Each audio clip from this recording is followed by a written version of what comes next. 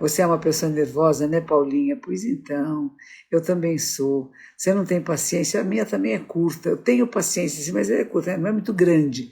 Tem pessoas que têm muita paciência, mas não sei se é bom ou mal.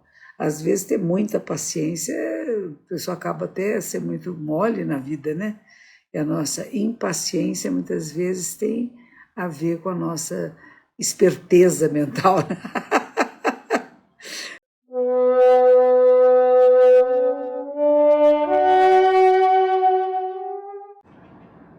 Espero que vocês estejam todos bem, que tenham passado bem esses dias todos, com as alegrias de estarmos vivos e compartilhando a vida. Entre perdas e danos, sobrevivemos. Acende uma luz forte para eu poder ler melhor o que eu vou ler para vocês hoje.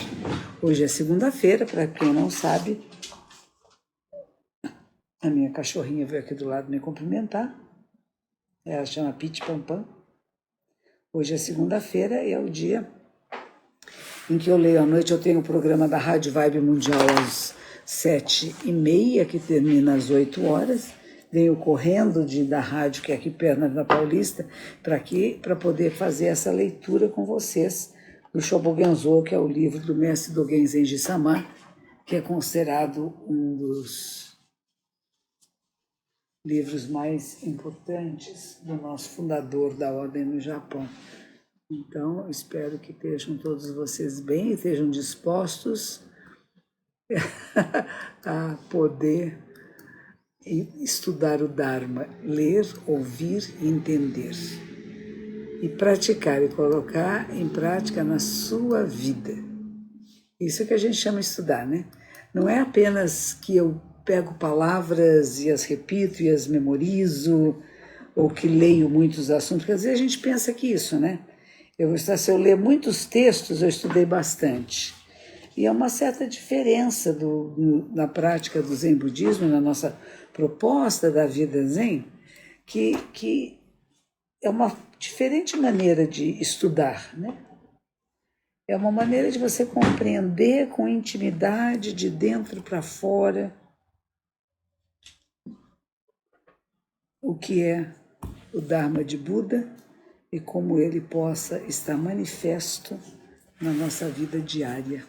Então não é alguma coisa separada de mim, de você, mas é a manifestação da nossa vida. E eu leio textos aqui antigos, clássicos, porque eu gosto de ler. Eu sinto prazer. Esse livro que eu estou lendo para vocês, que chama Shobogenzo, O Olho Tesouro do Verdadeiro Dharma, é um livro que foi escrito no século XIII. Então vocês podem imaginar que a coisa é meio complicada, né? Se você está aqui, você já entrou no budismo. Você que escreveu Como que eu entro no budismo, você acabou de entrar, você não entrou aqui. Isso aqui é budismo, isso aqui é aula de budismo, né?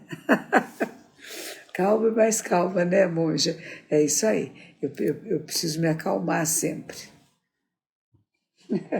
Eu sempre gosto muito de lembrar que eu tive uma visita muito inesperada para mim aqui, que é de um professor, de um técnico de futebol chamado Abel Ferreira,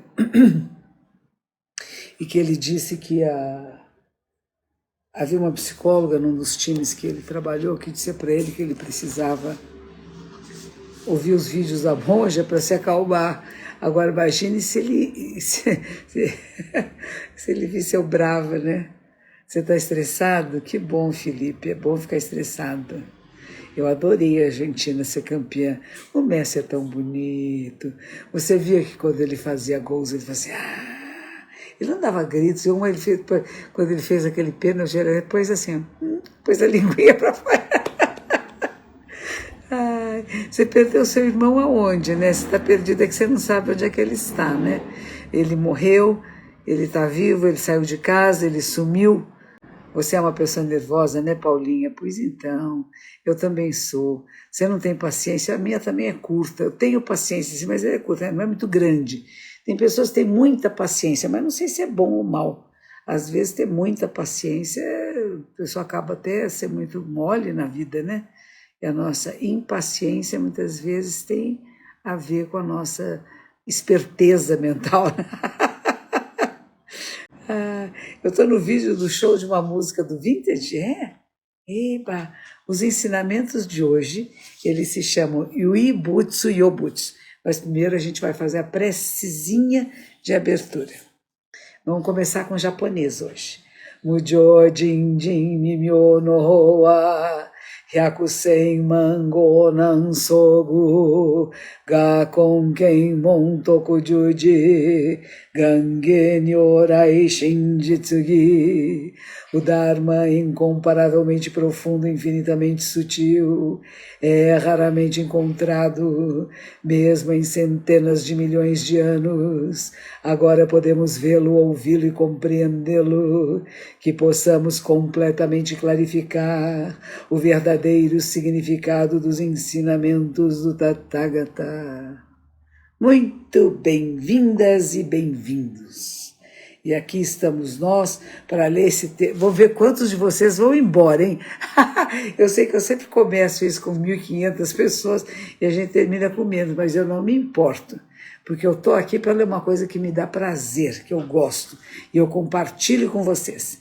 E quem não está preparado para receber esse ensinamento, quem quer fazer outra coisa, é bem-vindo, pois que é a beleza do Instagram. A gente entra e sai como quiser.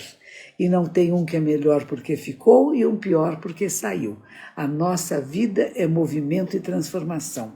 O texto de hoje se chama Uibutsu Yobutsu, apenas Budas junto com Budas. O Dharma de Buda não pode ser conhecido pelas pessoas comuns. Yes! Por esta razão, desde os tempos antigos, nenhuma pessoa comum realizou o Buda Dharma, o Dharma de Buda, dos ensinamentos, a lei verdadeira do despertar. E ninguém, nos dois veículos, que se chamam Sravaka e Pratyekabuddha, se tornou mestre do Dharma de Buda. Dois veículos, Sravaka e Pratyekabuddha. Sravaka é gente que gosta de ouvir ensinamento, ver filme, assistir palestra, mas não põe, ou ler livro, não põe em prática na sua vida. Lê muito, estuda muito, assiste muita palestra, vê muito vídeo, mas não sabe pôr em prática na própria vida. Isso é Sravaka, é ouvintes. E Pratyekabuddhas são aqueles que estudam sozinhos, não sabem dar aula, não sabem transmitir o ensinamento, fica hermético, fechado em si mesmo. Então são chamados dois veículos, de Sravakas, de ouvintes, e Pratyekabuddhas, os que estão fechados em si mesmo. Esses não são capazes de penetrar os ensinamentos do despertar, a lei verdadeira, né, o Dharma, a lei verdadeira de Buda. Buda o quê? Aquele que desperta, que acorda, né? Porque ele só pode ser realizado por Budas. E por isso que é dito que apenas Budas junto com Budas, diretamente, perfeitamente, são capazes de realizá-lo. Isso faz parte do Sutra da Flor de Lótus, da Lei Maravilhosa, num capítulo chamado Roben Meios Hábeis. O Sutra da Flor de Lótus, da Lei Maravilhosa, ele é um sutra precioso, maravilhoso, que foram ensinamentos de Shakyamuni Buda, já na fase mais amadurecida da sua vida. São vários capítulos. Existe até uma ordem religiosa criada por Nichiren Daishonin. Nichiren era um monge, né? Nichiren Daishonin, ele criou essa ordem dizendo: o sutra é tão precioso e tão maravilhoso que se você não tem condições de ler inteiro, apenas você fazer o Daimoku, quer dizer o seu nome, o nome do sutra, Namu Myoho Renge Kyo, Namu Myoho Renge Kyo, Namu Myoho Renge Kyo. Essa invocação do poder desses ensinamentos transforma a sua vida. Então, isto é o que ele fala. Dogen Sama estudou numa tradição da escola Tendai, onde o sutra principal era o Sutra de Lótus. E quando nós perfeitamente realizamos, ainda quietos como estamos, nós nunca deveríamos ter um pensamento anterior da realização, que seria desta forma: A gente não imagina o que é. A gente tem noção do que pode ser, né?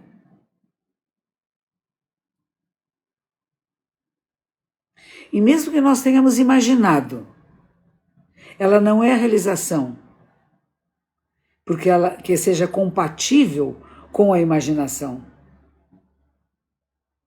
Porque a realização não é nada com aquilo que, de acordo com o que imaginamos. Assim sendo, imaginar não serve para nada. Eu vou imaginar o que é a iluminação. Deixa eu imaginar o que deve ser o despertar. Será que sai luzinha para todos os lados? Será que a gente fica diferente das outras pessoas? Será que a gente fica especial? Ele disse assim, realização não tem nada a ver com o que nós imaginamos. Assim, não perca tempo imaginando. Porque quando nós obtivermos, ou quando nós obtemos a realização, Satori Nuru, que é a palavra usada por Mestre Dogen, é o presente perfeito de um verbo intransitivo, ter sido iluminado, haver compreendido. Como um verbo transitivo significa realizar. Em geral, o termo iluminação tem sido evitado, porque tem conotações idealistas. E o nome Satori, similarmente, tem sido traduzido como realização, em preferência à iluminação. E alguns hoje preferem o despertar, porque iluminado já ficou imaginando uma coisa cheia de luz, né? E a cheia de luz é a capacidade de ver com clareza a realidade assim como é. Então, quando obtemos realização, nós não sabemos quais as razões para sermos e para estarmos nesse estado de realização.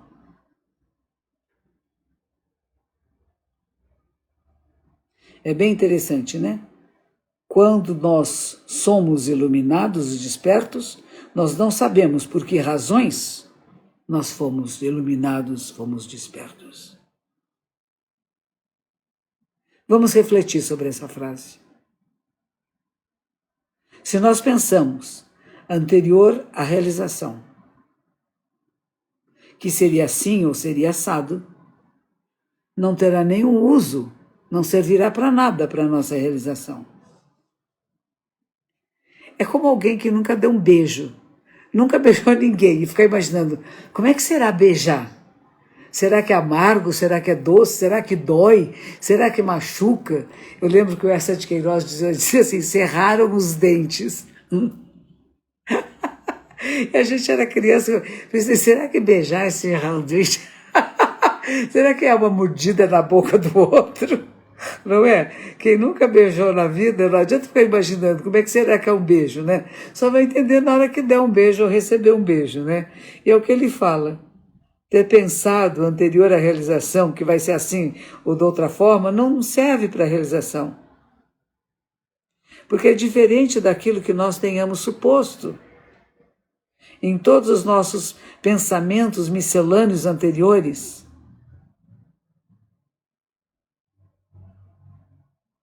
não significa que o nosso pensar, que seja bom ou mal, não tenha poder. Muitas vezes o pensar é a própria realização. Mas às vezes nós estamos dirigindo-o num caminho errado, circular, que não chega lá. E nós pensamos que o pensar era sem poder. E sempre que nós sentimos que não serve, existe alguma coisa que nós deveríamos saber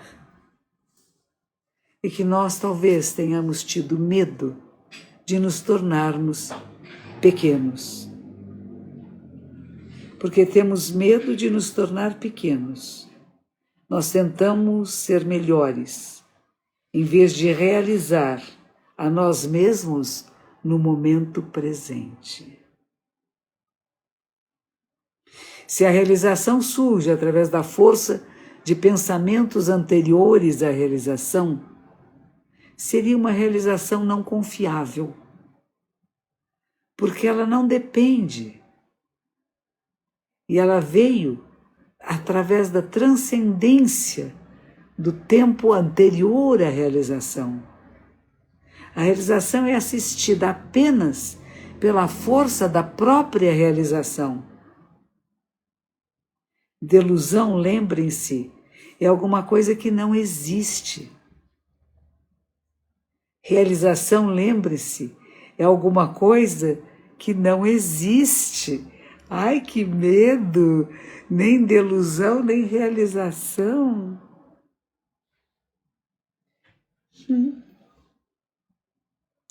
Quando o supremo estado de Bodhi é uma pessoa, nós chamamos Buda. Quando Buda é no supremo estado de Bodhi, nós chamamos isso o supremo estado de Bodhi. Se falharmos em reconhecer o exato momento de estar, de ser a verdade, será muito tolo. Essas aparências chamadas de sem máculas. Sem máculas não significa forçosamente fazer um esforço para estar livre de apegos e desapegos. Isso não significa manter alguma coisa fora do que o seu próprio objetivo. Atualmente, sem ter um objetivo, ou ser apegado ou desapegado, o imaculado existe. Por exemplo, quando encontramos pessoas, nós guardamos na memória as suas feições. E o mesmo com uma flor ou a lua. E nós pensamos sobre eles num nível extra de luz ou cor. E mais uma vez deveríamos reconhecer que aquilo, assim como é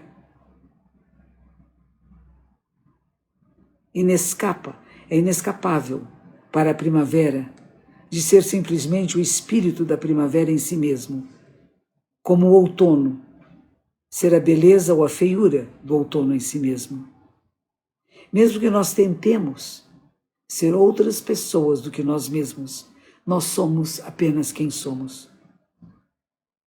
Devemos refletir que mesmo que nós queiramos fazer esses sons de primavera e de outono em nós mesmos, eles estão além de nós. Nem eles se empilharam sobre nós. Nem eles são pensamentos que existem apenas em nós. Isso significa que nós não podemos ver os 4 elementos e os 5 agregados do presente como nós mesmos. E nós não podemos traçá-los como alguém mais. Assim, as cores da mente, excitadas pelas flores ou pela lua, não podem ser vistas como eu. Mas nós pensamos sobre elas como nós mesmos. Se nós considerarmos aquilo que não somos nós como sendo nós, até mesmo isso pode ser deixado como é. Mas quando nós iluminamos, quando nós despertamos, clareamos, não há possibilidade nem de repelir as cores ou atrair aquelas que foram maculadas. Então a ação naturalmente existe, na verdade, revelando as faces originais.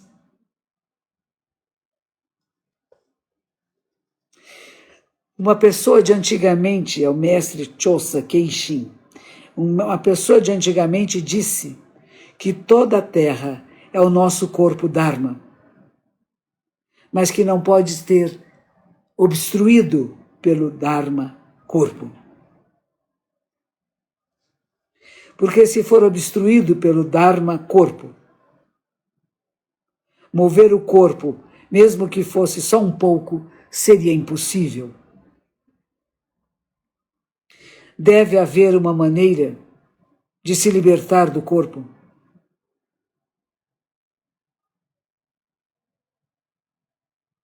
Qual é o caminho pelo qual as pessoas podem sair do corpo? Aqueles que falham em exprimir este caminho, ou que deixam o corpo, a vida do corpo do Dharma cessa de uma só vez.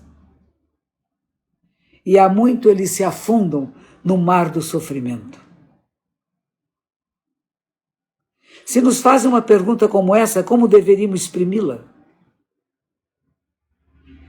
Deixe o corpo Dharma vivo, de forma que ele não afunde no mar do sofrimento. Nesse momento deveríamos exprimir: toda a terra é o nosso próprio corpo Dharma. Se essa verdade estiver presente, o momento expresso como toda a terra é nosso próprio Dharma corpo, está além de qualquer expressão. E quando está além de qualquer expressão, nós deveríamos imediatamente notar a possibilidade de não exprimi-lo. Existe uma expressão de um Buda eterno que não a exprimiu. Por exemplo, na morte, existem instâncias de vida. Na vida, há instâncias de estar morto.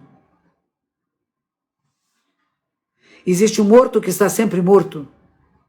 Existe o vivo que está constantemente vivo. E as pessoas não fazem isso acontecer forçosamente. O Dharma é assim. E assim sendo, quando os Budas giram a roda do Dharma, a luz e o som é assim.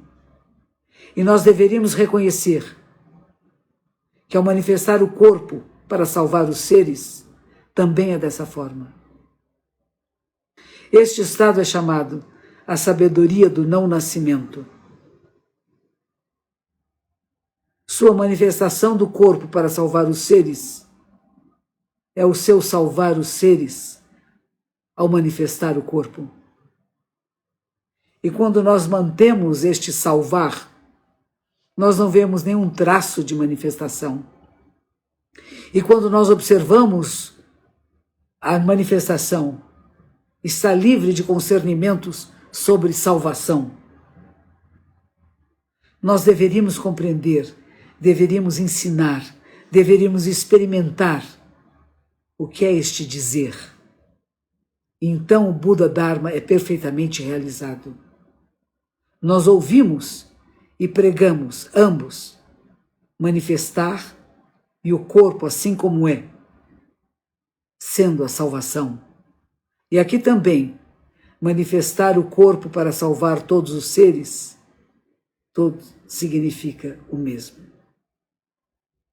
E quando temos substancialmente compreendido este princípio, desde a manhã da sua obtenção da verdade, à tarde do seu nirvana, mesmo que não houvesse pregado uma única palavra, as palavras de pregar foram deixadas soltas por toda parte.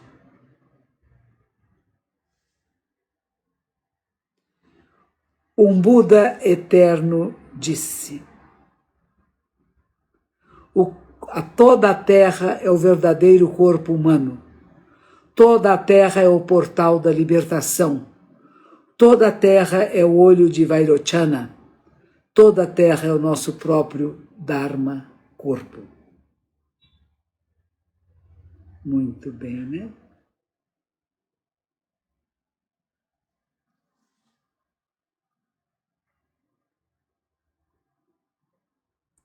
São expressões de mestre Chosa Keishin. Vairocana Buda é o Buda Sol, um símbolo da luz universal.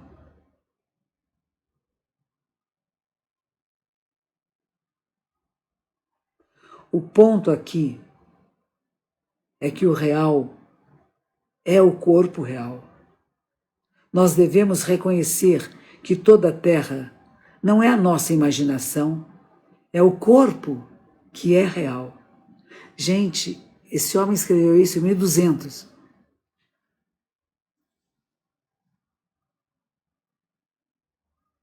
Se alguém pergunta, por que eu não percebi até agora?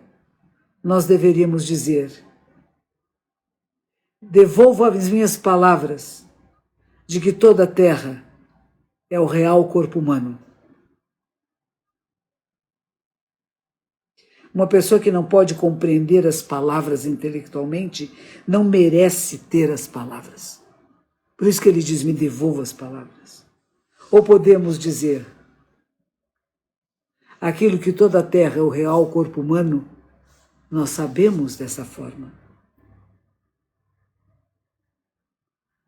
Em seguida, toda a Terra é o portal da libertação, descreve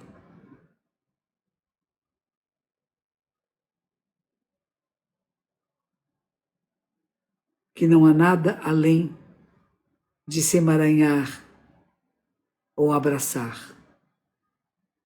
As palavras toda a Terra são familiares ao tempo, aos anos, à mente. As palavras são imediatas, sem nenhuma separação. Nós deveríamos chamar aquilo que é ilimitado, que é infinito, toda a Terra.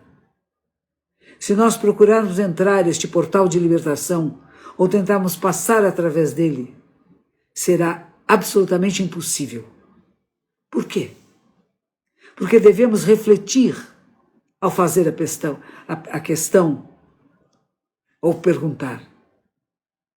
Mesmo que tenhamos a esperança de visitar um lugar que não exista, isso não é possível, não é plausível. Toda a Terra é o olho de Vairochana, através de Buda. Buda é um olho. Não pense que precisa ser necessariamente como o olho de uma pessoa. Numa pessoa, 2 olhos. Mas quando nós falamos do olho, nós dizemos olho humano. Ou nós não falamos de 1 ou 2 ou 3. Quando aqueles que aprendem o ensinamento, também falamos do olho de Buda, o olho Dharma, o olho sobrenatural e assim por diante. Nós não estamos estudando olhos. Se compreendermos dele como se fossem olhos, não seria confiável.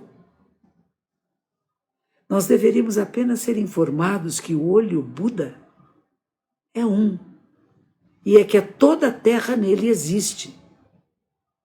Podem ser milhares de olhos, ou 10 milhares de olhos. Mas para começar, com toda a Terra, é una entre eles. Não há erro em dizer que é um no meio de muitos.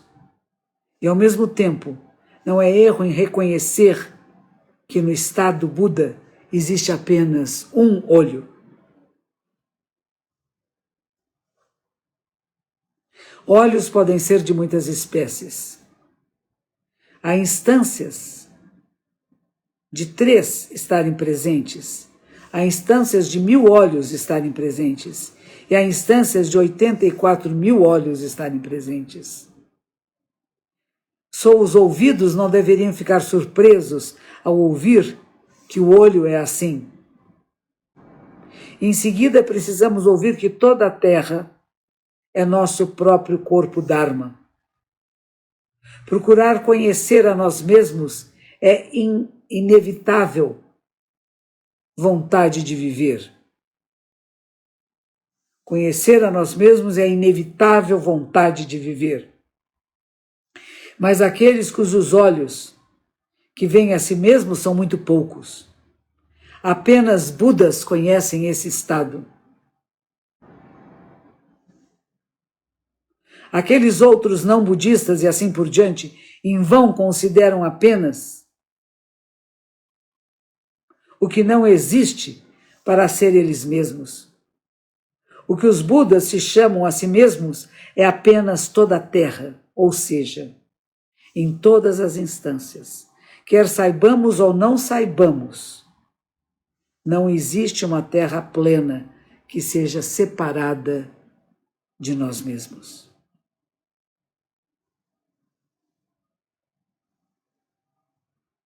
E os assuntos desses tempos nós deveríamos dos tempos passados.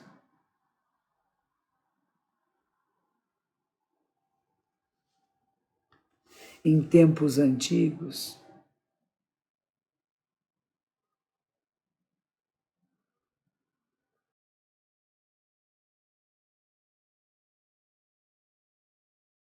alô, eu estou aqui para convidar vocês a participarem no dia 26 de janeiro, no Teatro Bradesco, do Shopping Bourbon, aqui em Pompeia, São Paulo, no bairro da Pompeia, da minha primeira palestra do ano de 2023, Ano Buda de 2589. É no dia do aniversário de mestre Eihei Dogen, que viveu de 1200 a 1253. E sabe qual é o título da palestra? Qual a sua questão? Você tem uma questão verdadeira? E será a primeira palestra do ano com a bênção de Ano Novo. Que todos vocês estejam abençoados com a sabedoria perfeita e a compaixão ilimitada. Hoje abriram-se as vendas dos ingressos. Sejam bem-vindas e bem-vindos. Uhul! Comprem, participem e nos ajudem a construir o nosso templo.